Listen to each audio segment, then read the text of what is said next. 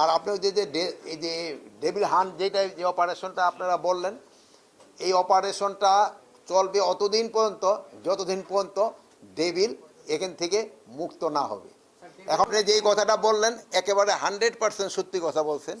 অনেক মানে একটার থেকে আরেকজনের ই হয়ে যাচ্ছে এই মানে এই জন্য যেন নির্দোষী যেন কোনো অবস্থায় শাস্তি না পায়, এই জন্য যত ধরনের ব্যবস্থা আমরা কিন্তু নিচ্ছি। আমরা শুধু এই থানার ইসেদের উপরে আমরা কিন্তু ছাড়ি নেই, এই যে আমাদের ইভেন এই যে আইজি সাহেব এখানে আছেন, ওনার ওখানে কিন্তু একটা কমিটি করে দেওয়া হয়েছে। এখন ওখানে একজন এসপি থাকবেন এবং একজন ডিসি থাকবেন এবং একজন লিগ্যাল এইড অফিসার থাকবেন, তারা দেখবে।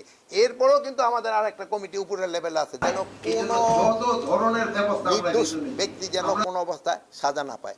এটার জন্য আপনাদের কাছে আমি আরও একটু অনুরোধ করবো, এই যে যারা মানে কেস করছে, এই যে কী বলে মিথ্যা কেস করছে, এগুলির ক্ষেত্রে আমাদের আইন শৃঙ্খলা বাহিনী আমাদের আইনের ভিতরে যতটা করা যায় আপনারা তাদের একটু অ্যাকশন নেওয়া দরকার। এখন হলো ডেভিল শব্দটার অর্থ তো জানেন, শয়তান। এখন যারা শয়তান তারাই ধরা পড়বে। এখন ছোট শয়তান কি বড় শয়তান এখানের ভিতরে নাই, শয়তান ধরা পড়বে। আমি বলি ডেভিল হান্টে যে বড় শয়তান যে ইভেন এখানে দেখবেন ডেভিল হান্ট ডিক্লেয়ার করার পর ইভেন আমাদের আইন শৃঙ্খলা বাহিনীর কর্মকর্তাদেরও কিন্তু আমরা ছাড় দিই নেই। আপনারা দেখছেন প্রথম দিনই কিন্তু 4 জন না 5 জন তাদের কিন্তু আইনের আওতায় নেওয়া হয়েছে। এই ক্ষেত্রে বড় ছোট কোনো ভেদাভেদ নাই, যে আসবে এই জালে সে ধরা পড়বে। এখন